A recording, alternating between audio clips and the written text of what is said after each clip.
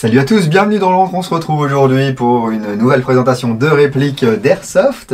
Oui, messieurs, dames, les modérateurs de chez YouTube, ceci est un jouet en plastique qui envoie des billes. Vous le voyez, une belle boîte bleue, FN Airstall. Qui dit FN Airstall chez nous dit Cybergun. Il s'agit du P90 standard. C'est parti.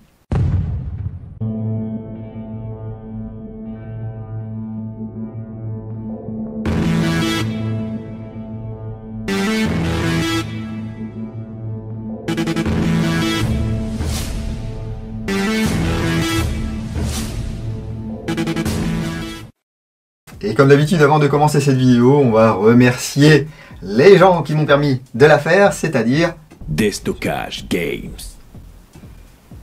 La magie de la technique, je suis Zebobi. Le dernier P90 AEG qu'a sorti Cybergun, si je ne m'abuse, il date d'il y a à peu près 5 ans. J'avais fait une vidéo avec Jay à l'époque, pour ceux qui se souviennent de Jay. Et pour ceux qui se demandent, oui, Jay va bien, mais il ne fait toujours plus d'Airsoft. Ensuite, ils ont repris la version WE. Alors, soi-disant, ils devaient l'améliorer et tout. J'avais eu la WE.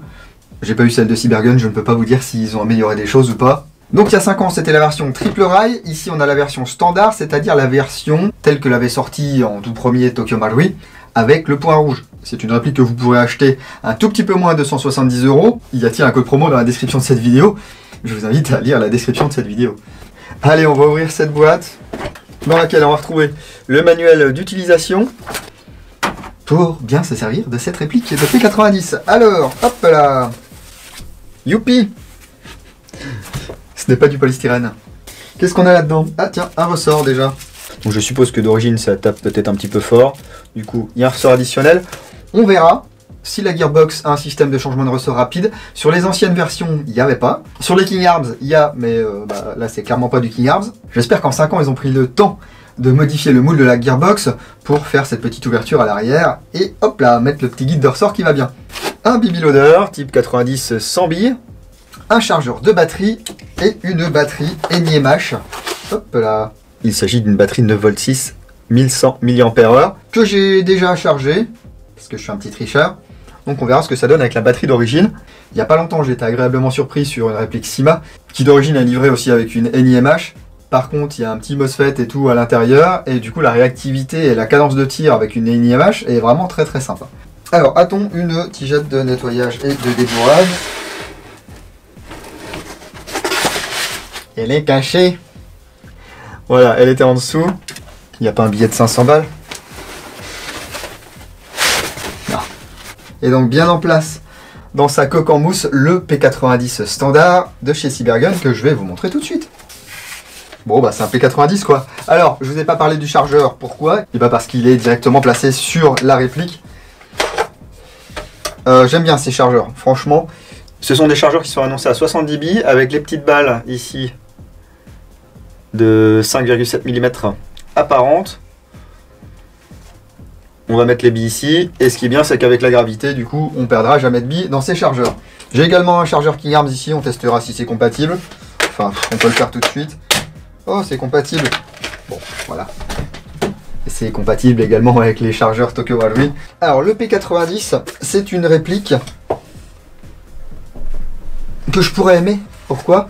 Parce que ça fait des vues. Voilà, le FAMAS et le P90, c'est quasiment les trucs qui ont le plus de vues sur ma chaîne. Tout simplement parce que, bah, d'une part, voilà, c'est une chaîne francophone. Et du coup, il y a pas mal de Belges et il y a pas mal de Français. Donc FAMAS et puis P90, ça le fait.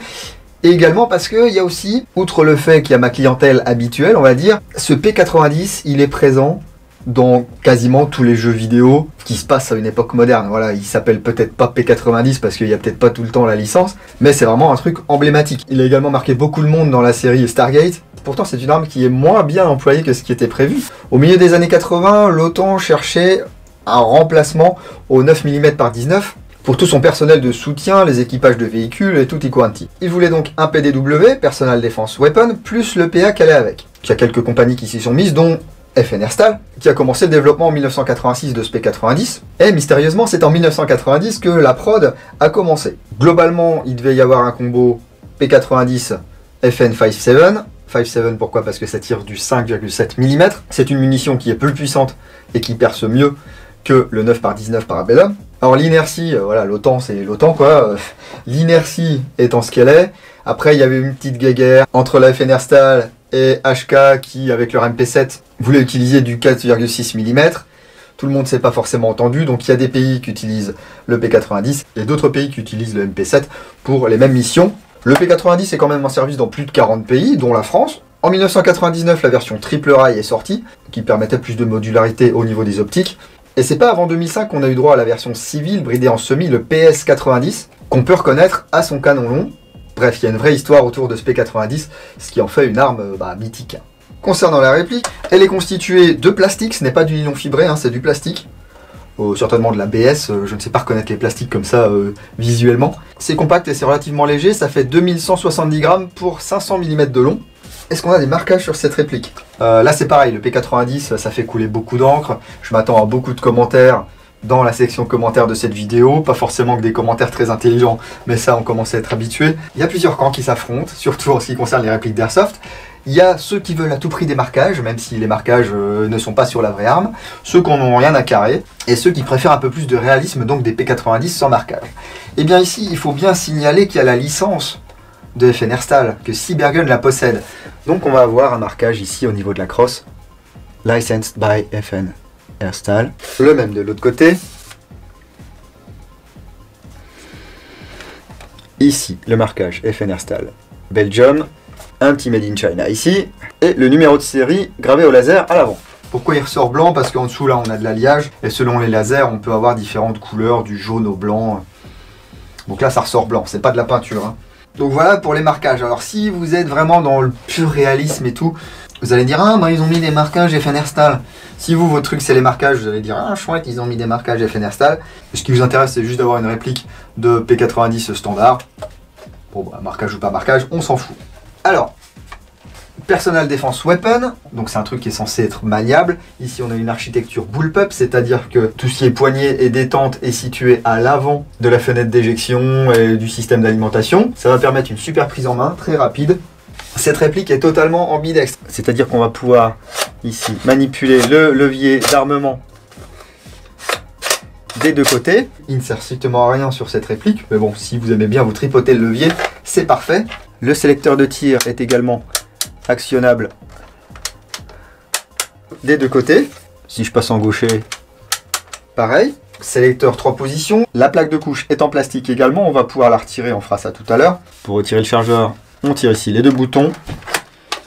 On le retire et hop, vers l'arrière. Les billes vont descendre ici. Pour régler le hop-up, on a une trappe. Voilà, ici elle est ouverte. On peut la refermer. Et puis on a une molette à l'intérieur. Un emplacement ici pour mettre le pouce et la main forte. C'est ça aussi qui mène à ce que les gens adorent le P90. Même si la forme est zarbi, la prise en main et la maniabilité est exemplaire. Au niveau du canon externe, ici on va avoir un cache-flamme qui est monté sur un filetage de 14 mm anti-horaire, me semble-t-il. Ah, mais il y a une petite vis à laine. On va l'enlever. Cette petite vis là, ça permet à ce que votre cache-flamme soit toujours dans la bonne position. Voilà, ah tiens, on a une bague ici. On voit le canon interne qui dépasse un peu. Du coup, on va pouvoir utiliser un modérateur de son, un traceur, tout ce qu'on veut qui est compatible en 14 mm anti-horaire. Donc voilà, ça change tout de suite le look. Hein. Un autre avantage du P90, c'est que ça se démonte en 2 temps 3 mouvements. La particularité de ce modèle standard, c'est le receveur supérieur qui est en alliage du coup. Où on va avoir un rail ici du côté droit, pas de rail du côté gauche. Et ici, un emplacement avec un point rouge. Voilà, d'ailleurs il est allumé. L'interrupteur est situé ici. Voilà, donc 2 intensités. Le système déforme un petit peu, ça fait un effet tunnel. C'est pas très net. Donc pour faire du tir de loin, c'est pas forcément très bien. Par contre, pour engager des cibles en CQB, c'est parfait. Hein. On aligne le point rouge, bim bim, hasta la vista baby. Le compartiment batterie est ici, à l'avant. Voilà, on appuie, on le fait basculer et on met 2 piles AAA. On peut mettre des batteries rechargeables, du coup même si l'autonomie n'est pas top, comme c'est souvent le cas sur ce genre d'optique à bas coût, hein. Bon, on s'en fout parce que même si ça dure qu'un dimanche, après on recharge nos batteries et c'est parti. Alors normalement on devrait pouvoir régler ce point rouge en hauteur, je sais pas trop, mais en dérive on peut parce que je l'ai fait. Ici on a une vis assez large, Il va falloir l'empreinte qui va bien. Et puis on a la même derrière.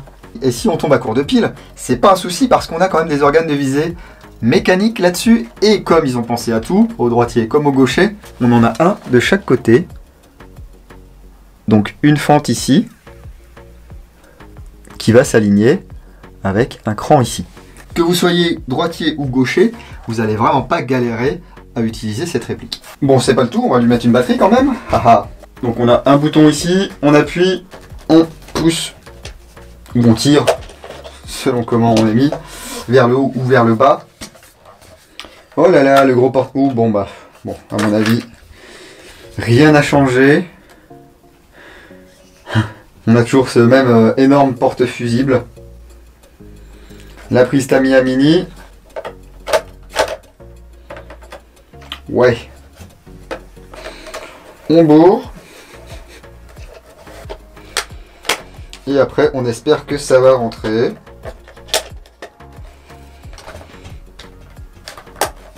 Donc, a priori, en safe, je suis en safe. Bien. 1.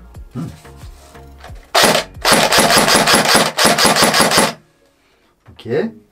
Et full. Ça fait un bruit très plastique. Jusque là, rien d'anormal, vu que c'est du plastique. Alors, voyons voir si je mets une lipo 7V4 là-dedans à la place.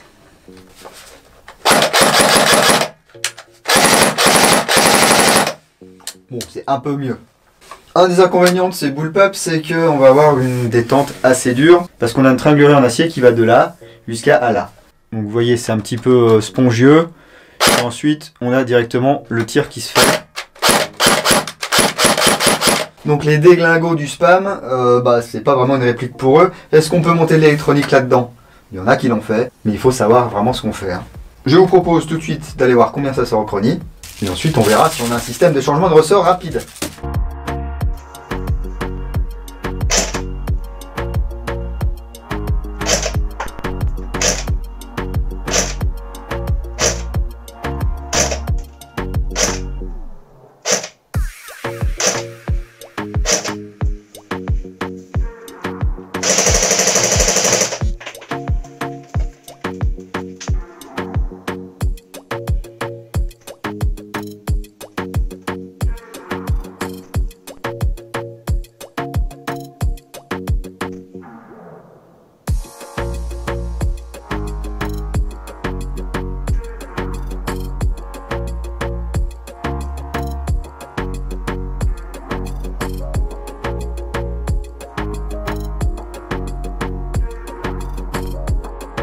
On peut constater qu'on est aux alentours des 375 FPS, donc pour jouer en full dans les assauts françaises, la plupart du temps ça ne passe pas parce qu'on vous demandera d'être environ à 350 FPS.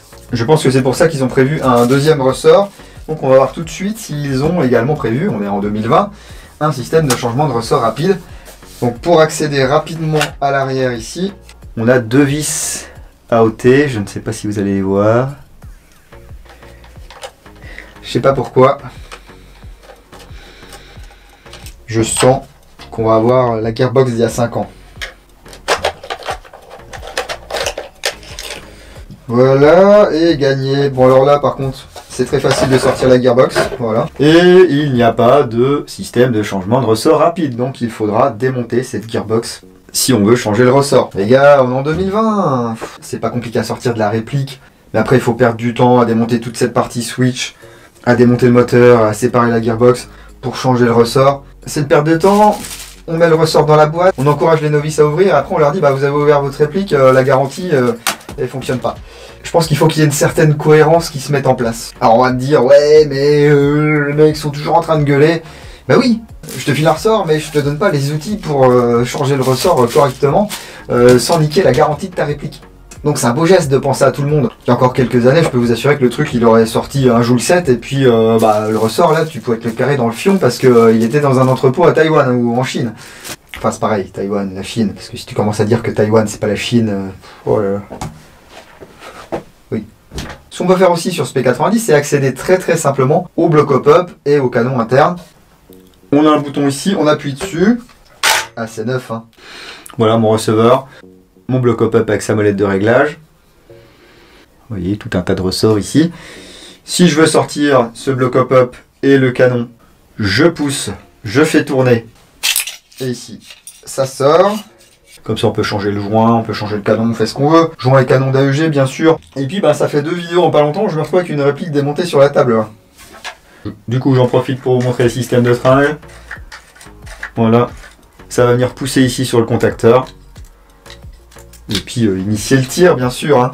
Après, soyez bien conscients, messieurs, dames, que je râle, mais qu'en même temps, je leur fais un retour aussi en live sur ce que je pense de leur réplique. Alors, je n'ai pas non plus la parole divine et une connaissance énorme dans le monde de l'airsoft. Hein. Moi, j'y connais que dalle. Je fais des vidéos dans ma cave. Je pense qu'ils font aussi avec les moyens qu'ils ont. Et s'il faut, les moyens qu'ils ont en ce moment, c'est pas non plus des trucs de fou. Donc s'il faut, ils n'ont même pas les finances pour refaire un moule de gearbox de P90. Hein, ou du moins modifier le moule existant. Tous les P90 qui sont passés dans l'antre, ils ont fini vendus parce que c'était des versions triple rail et que je n'aime pas du tout cette version. Celle-ci, je peux vous dire tout de suite que je suis parti pour la garder. Hein. Si ça tire bien, droit, tout ça, machin. Il n'y a pas de raison de toute façon que ça ne tire pas droit. Alors il y en a peut-être aussi qui vont se demander pourquoi ils n'ont pas utilisé du nylon fibré. Les P90 King Arms, c'est les meilleurs du monde et tout machin. Je suis d'accord, simplement moi, le nylon fibré sur un P90, je suis pas fan, je vous explique pourquoi. Dès que j'ai remonté cette réplique, hein, parce que là je suis en train de faire plein de trucs en même temps, du coup je sais même pas où j'en suis. C'est que le nylon fibré, ça marque. Ça marque pas les esprits. Hein. Si vous prenez un P90 King Arms, vous faites ça, vous allez avoir des griffures ici sur le nylon fibré. Ici sur de l'ABS, eh bien, vous n'avez pas ces marques. Donc comme c'est une réplique qui en plus va avoir beaucoup de frottement, ça va permettre de ne pas avoir tant de marques que ça, alors qu'un corps en nylon fibré, allez vite se retrouver, pas ruiné, mais avec des traces un petit peu disgracieuses. Alors si vous êtes comme moi et que vous partez du principe qu'une réplique ça vit, et puis qu'on l'amène sur le terrain, elle doit s'user, vous en fichez. Mais il y a des gens qui aiment bien juste manipuler leur réplique ou tirer dans leur jardin ou faire des choses comme ça, pour ensuite les remettre sur un présentoir ou une étagère. Et effectivement, si votre truc il est griffé au bout de 5 minutes, bon c'est un peu dommage. Néanmoins, ce que je vais faire, parce que je peux le faire, parce que je suis pas en live, je vais changer le ressort de ce P90 et on va aller regarder quand même ce que ça donne.